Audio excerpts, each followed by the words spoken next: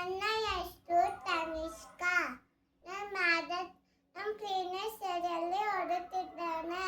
ನಾನು ಮಾಡುತ್ತಿರುವ ಪಾಠ ಕಿತ್ತೂರು ರಾಣಿ ಚೆನ್ನಮ್ಮ.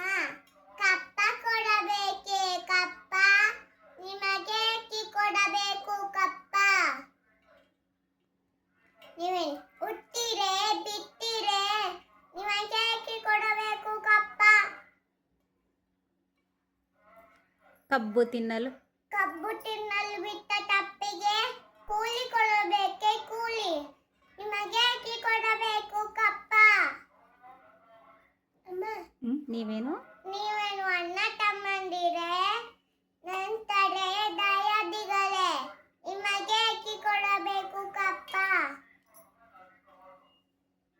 ಮೋಡ ಮಳೆ ಸುರಿಸುತ್ತದೆ, ಭೂಮಿ ಬೆಳೆ ಬೆಳೆಯುತ್ತದೆ, ನಿಮಗೆ ಅಕ್ಕಿ ಕೊಡಬೇಕು ಕಪ್ಪ. ತೆಗಿ ಆರಾಮಾಗ್ತೀವಿ.